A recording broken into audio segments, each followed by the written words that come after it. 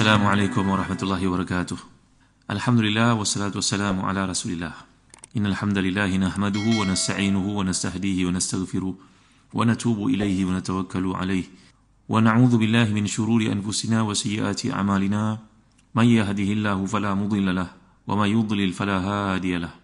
Allahumma salli wa sallim wa barik ala Muhammad wa ala ali Muhammad kama sallaita wa sallamta wa barakta ala Ibrahim wa ala ali Ibrahim fil alamin innaka Hamidum Majid. Amma ba'd. Muslim-musliman yang rahmati dan dikasihi sekalian, kita masih lagi berada pada ayat 33 dan 34. Bagi tuan-tuan memiliki tafsir Ibn Katsir, turun buka pada muka surat 296 jilid yang ke-7. A'udzu billahi minasyaitonir rajim. Innallaha 'indahu 'ilmus sa'ah wa yunazzilul ghaits wa ya'lamu ma fil arham wa ma tadri nafsum maza taksibu gada wa ma tadri nafsum bi ayyi ardhin tamut innallaha alimun khabir. Sungguhnya Allah hanya pada sisinya sahajalah pengetahuan tentang hari kiamat, dan dialah menurunkan hujan dan mengetahui apa yang ada dalam rahim, dan tidak ada seorang pun yang dapat mengetahui dengan pasti apa yang akan diusahakannya esok, dan tidak ada seorang pun yang dapat mengetahui di mana dia akan mati. Sungguhnya Allah Maha mengetahui lagi Maha mengenal. Ini yang merupakan kunci-kunci keajaiban ataupun ilmu ghaib yang hanya Allah saja yang tahu. Tak ada seorang pun yang dapat mengetahuinya melainkan setelah diberitahu oleh Allah SWT. Pengetahuan tentang waktu, tentang hari kiamat, tak ada seorang pun yang tahu, walaupun dia seorang Nabi ataupun malaikat yang dekat dengan Allah. La nabiyyun mursal wala malaika muqarrabin. Tak ada seorang pun Nabi yang diberitahu, tak ada malaikat yang mengetahui tentang ini. Jadi demikian juga tentang hujan. Tapi bila dimerintahkan atau mengajar perkara itu kepada malaikat yang tugasnya menurunkan hujan, maka barulah malaikat itu mengetahui waktu itu, waktu turun rahmat sebagai contohnya. Begitu juga tidak ada yang mengetahui tentang apa yang terdapat dalam rahim. Pernah saya terangkan kepada tuan-tuan bahawa dalam bahasa Arab ni man atau ma ni berbeza. Ni sama ada tulis istifham ke ataupun ismul istifham ke. Ma dengan ma ni berbeza tau. Kerana Allah tidak menyatakan sini wa ya'lamu man fil arham. Allah mengetahui siapa yang ada dalam rahim, lelaki ke perempuan. Ini satu ijaz ilmi, mukjizat ilmiah Quran ni telah pun buktikan bahawasanya rupa-rupanya sperm yang terpancar dari seorang lelaki ni pada seorang perempuan dalam perhubungan yang berlaku itu, dia mengandungi 5,000 juta, apa kita nak panggil dalamnya, dalam DNA-nya itu ada 5,000 juta, mana 5 billion, bukannya million tau, billion, 5,000 juta maklumat dalamnya. Jadi Allah menyebut perkataan ma ni kerana ma itu lebih luas maksud daripada man. Man itu merujuk kepada akil, ma merujuk kepada ghair akil. Kerana dalam sistem yang dibawa dalam sperm itu, DNA yang telah kita pelajari, kromosom tu, XX ataupun XY dalam kuliah yang lalu, mukjizat Al-Quran itu, ini adalah satu benda yang luar biasa. Warna kulitnya, rambutnya, tingginya, besok dia tinggi setakat mana, kalau pada keturunan ni warna kulitnya, matanya, maka gender itu hanya satu bahagian kecil daripada penciptaan seorang manusia. Memanglah pada hari ini seorang saintis, seorang doktor itu umpamanya bolehlah scan dan tahu gender anak itu sama lelaki atau perempuan, tapi walaupun scan kadang-kadang boleh juga berlaku kesalahan kat situ, disangkanya perempuan rupanya lelaki atau sebaliknya. Jadi kalau pergi lebih lanjut lagi, besok masa depannya kerja apa, sedangkan semua itu telah Allah tuliskan. Hatta yuktaba'an arba', umurnya 120 hari, maka malaikat datang perintahkan Allah untuk menulis 4 perkara tentang syaqi, sa'id, amal dia, rezeki dia, ajal dan sebagainya. Maka sebab itu dalam ayat yang dinyatakan sini wa ya'lamu ma fil arham, Allah mengetahui apa yang terdapat dalam rahim. Kerana ma itu lebih luas konteksnya bandingan man. Allahu Akbar. Masya Allah, tabaraka wa ta'ala. Lebih lanjut lagi, besok budak ni pandai ke atau tidak, atau sebaliknya bekerjanya apa, abarun biwalidayhi am'aqun lahuma, besok anak ni membesar jadi anak cemerlang pada bapanya ataupun anak derhaka, ayusbihu muhtari'an aziman atau muslihan kabiran, besok jadi CEO ke, jadi pemilik bengkel ke, itu semua kita tidak tahu. Yusbihu mujriman syaqiyan, dekat dia besok menjadi seorang mujrim, na'udzubillah, jadi orang jahat besok, ini semua tidak diketahui. Maka sebab itu perkataan digunakan oleh Allah dalam pilihannya wa ya'lamu ma fil arham. Subhanallah, Masya Allah. Ini satu mukjizat ilmu yang luar biasa tuan-tuan. Ijaz ilmi kepada penggunaan pemilihan perkataan Quran, bahawa dia mengandungi maksud yang tidak terdetik, tidak terfikir ketika turunnya oleh bangsa Arab yang bacanya. Tapi mereka tidak mempertikaikan penggunaan tersebut. Yang mempertikaikan ini yang datang kemudian-kemudian ni, yang tak kerti bahasa Arab pada hari ini. Tapi ketika diturunkan dahulu 1400 tahun lalu, orang Arab yang mengetahui beza ma dengan man, mereka tidak mempersoalkannya kerana sudah bahasa itu begitu ijaznya begitu. Muslim-muslimat rahmati dan dikasihi sekalian. Kemudian wa ma tadri nafsun maza taksibu gada wa ma tadri nafsun bi ayyi ardhin tamut. kita dapat lihat laras bahasa ni ada beza ni. Tengok ya, innallaha indahu ilmu sa'ah wa yunazzilu ghaith wa ya'lamu ma fil arham. Allah itu di sisinya ada ilmu, pengetahuan bilakah berlaku kiamat yang dia tetapkan, dan dia menurunkan hujan, dan dia mengetahui apa yang ada dalam rahim. Tapi bila sampai kepada yang keempat, yang kelima, wa ma tadri nafsum madza taksibu gada wa ma tadri nafsum bi ayyi ardin tamut. Maka di sini disandarkan kepada manusia. Ada perkataan nafsun kat situ kan, wa ma tadri nafsun, wa ma tadri nafsun, ada dua kali nafsun disebut di situ. Ini menunjuk kepada manusia lah. Manusia tidak mengetahui apa yang akan diperolehi pada hari esok, dan manusia juga tidak mengetahui di mana dia dimatikan. Kerana ketiga-tiga perkara yang awal ni, iaitu hari kiamat, hujan, ribut dan sebagainya, dan kejadian manusia dalam rahim, itu memang mutlak milik Allah SWT.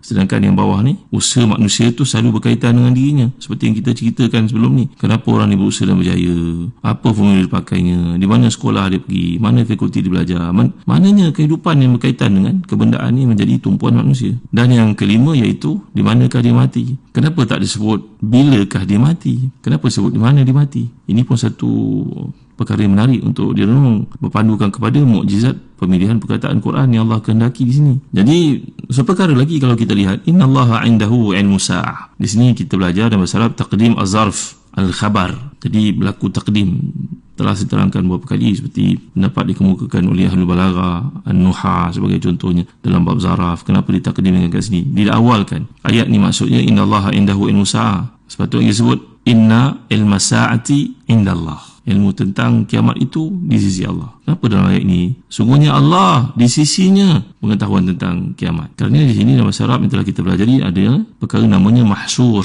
maqsur ala Allah. Di sini merupakan satu daripada uslub al-hasr, al-qasr, iaitu penentuan, difokuskan, diingatkan bahawa pemilikan pengetahuan perkara ini khusus buat Allah. Maka didahulukan Allah di sini, didahulukan zaraf yang merujuk kepada Allah, bahawa perkara itu tak dikongsi oleh sesiapa pun. Seperti yang telah kita pelajari sebelum ini, ilayal masir, perkataan ilayya, sepatutnya al-masir ilayya ataupun ilallah, tetapi disebut di situ ilaina marji'ukum, patutnya disebut marji'ukum ilallah, tapi didahulukan dalam konteks itu bagi menunjukkan perkara-perkara tertentu ini adalah khususiah Allah SWT dan tak dikongsi, tak diberikan kepada sesiapa pun, bahawa itu adalah ilmunya, itu adalah keutamaannya, keagungannya yang tak ada siapa pun dapat menandinginya. Jadi dalam hal ini menunjukkan bahawa manusia berusaha untuk mendapatkan yang terbaik, sedangkan Allah yang menetapkannya. Bila kena sifir usaha tadi dengan ketentuan di sisi Allah, kasih sayangnya, maka tercurah rahmat kepada yang berusaha ni tadi. Belajarnya tinggi, pergaulannya betul, cara berniaganya betul, cara bekerjanya betul, maka dia akan dapat apa yang dia kehendaki. Ada juga yang tidak dapat, maka di situlah merujuk kepada ini pemilikan daripada Allah, kuasa daripadanya. Bila kamu dapat satu, jangan kamu mengatakan bahawa saya yang berusaha kuat, oh dia memang hardworking lah. Kalau nak bandingkan hardworking kamu duduk dalam aircon dan semua telah terurus sebagai seorang CEO, ketapan kamu sampai air pun dibawa orang, gelas pun dibasuh orang, nak bandingkan seorang yang bekerja tengah-tengah hujan ribut itu, menyapu sampah, mengangkat sampah, siapa yang lebih berat kerjanya? Maka jangan sekali-kali anda mengatakan bahawa satu nikmat yang diperoleh itu semata-mata kerana usahanya anda, bukan jabur tangan daripada Allah ketapannya. Itu salah itu. Maka wama tadri nafsu madza taksibu gada, seorang itu tidak tahu apa yang akan diperoleh pada hari esok. Wama tadri nafsu bi ayyi ardhin tamut, seorang itu tidak akan tahu di mana dia mati. Adalah satu kisah yang menarik kalau kita lihat dalam kitab tafsir, contohnya tafsir Baydawi ada, tafsir Imam Nasafi ada, dalam tafsir Fathul Bayan pun ada menyebutkan kisah berlaku pada zaman Nabi Allah Sulaiman ataupun Nabi Daud. Ada khilaf padanya. Ini merupakan kisah mursal. Hadis ni mursal. Kalau mursal ni berbeza daripada mauquf, berbeza daripada hadis-hadis yang kita pelajari dalam musalahul hadis lah, bahawa ruya anna malakal maut mara ala Sulaiman alaihi salam faja'ala yanzuru ila rajulin min julasaihi yudimu an-nazar faqala rajul man hadha qala malakul maut faqala ka'annahu yuriduni famur riyah an tahmilani wa tulqiyani bil hind fafa'al faqala al-malak kana dawamu nazari ilayhi ta'ajjuban minhu idh umirtu an aqbidha ruhahu bil hindi wa huwa indak.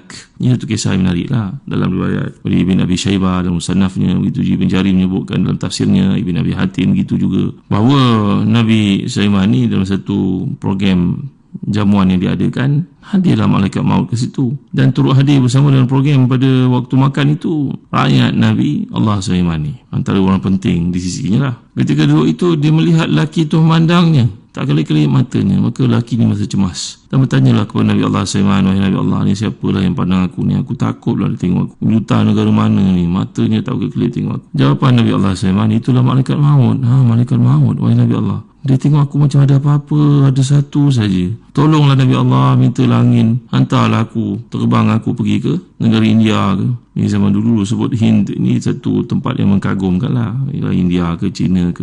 Maknanya bukan negara Arab lah, bukan Palestin lah, bukan tempat Nabi Sulaiman lah. Tolong hantar aku ke sana, wahai Nabi Allah. Aku takut ditenung olehnya. Maka Nabi Allah Sulaiman pun mintalah kepada angin membawanya, hantar ke tempat yang dikendaki itu. Rupa-rupanya malaikat datang hadir ke program Nabi Allah Sulaiman kerana ketetapan Allah untuk si hamba ini, ni orang dekat dengan Nabi Sulaiman ni, matinya dekat India. Maka itu ini datang dengan takjub, dia hairan, dia melihat macam mana Allah kata nyawanya akan tamat, ajalnya sampai dekat India, sedangkan sekarang dia berada di sisi Nabi Allah Sulaiman. Rupa-rupanya memang ketetapan yang dikehendaki Allah itu berlaku. Ini satu kisah yang dibawa dalam kitab-kitab tafsir dengan sanad la ba'sa bihi, dengan sanad yang boleh diterima, bahawa ketetapan kematian ini adalah milik Allah dan biasanya menjadi concern seseorang adalah di manakah matinya. Allah fulan dah ajal dia, dia orang bercerita ni pergi umrah kali pertama, rupa-rupanya meninggal dunia kat Madinah. Allahu Akbar. Maka tempat kematian itu yang menjadi concern kebanyakan manusia.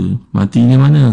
Mati ketika tawaf. Mati pada waktu bila? Matinya ketika sedang baca Al-Quran. Maka adalah sebuah hadis menarik bila ramai orang bercerita tentang mati pada hari Jumaat. Tentu tuan-tuan pun mendengar perkara semikian. Ada hadisnya, ada beberapa hadis yang menyatakan demikian. Diriwayatkan oleh Muawiyah bin Sa'id daripada Abu Qabil, daripada Abdullah bin Amr bin Al-As, bahawa Nabi SAW sabda, man mata yawmal jum'ati atau lailatal jumu'ati uqiya fitnatal qabri. Siapa yang mati pada Jumaat atau malamnya, maka dia terpelihara dari azab kubur. Itu juga sebuah hadis daripada Hisham bin Sa'ad, daripada Sa'id bin Abi Hilal, daripada Rabi'ah bin Saif, daripada Abdullah bin Amr, bahawa Nabi SAW menyatakan, ma min muslimin yamutu yawmal jumu'ati aw lailatal jumu'ati illa waqahu Allahu fitnatal qabri. Tak ada seorang muslim pun yang mati pada Jumaat atau malam Jumaat melainkan Allah akan meliharanya daripada azab kubur. Hadis ini popular lah pada ramai manusia. Ramai kalangan awam bercerita tentangnya. Bagaimana kedudukan hadis ini, tuan? Menilai dari sudut muskilat hadis. Bukan saja Al-Quran ada yang kita tidak faham, ada hadis pun memerlukan pada huraian dan penjelasan. Ini pelajari para ulama. Kata pakar-pakar yang menilai ilmu hadis ini, contohnya Imam Daraqutni dalam kitabnya Al-Afrad.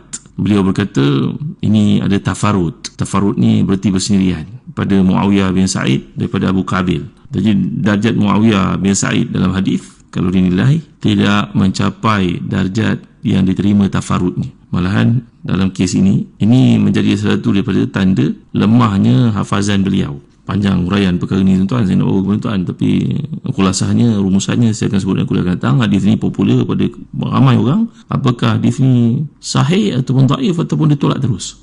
Itu maksud saya, kerana dalam ayat ini menceritakan tentang kematian itu satu daripada ketetapan Allah. Kenapa dia sebut di sini tempat matinya? Bi ayyi ardin tamut. Setengah riwayat daripada Al-Quran kiraan baca bi ayyati ardin tamut. Jadi maknanya di sini ada penjelasannya dan ada kaitan juga dengan kematian pada malam Jumaat. InsyaAllah saya akan huraikan perkara yang kuliah akan datang. Wallahu a'lam. Wa sallallahu ala sayyidina Muhammad wa ala alihi wa sahbihi wa baraka wa sallam. Walhamdulillahi rabbil alamin. Wa barakallahu fikum. Wassalamu alaikum warahmatullahi wabarakatuh.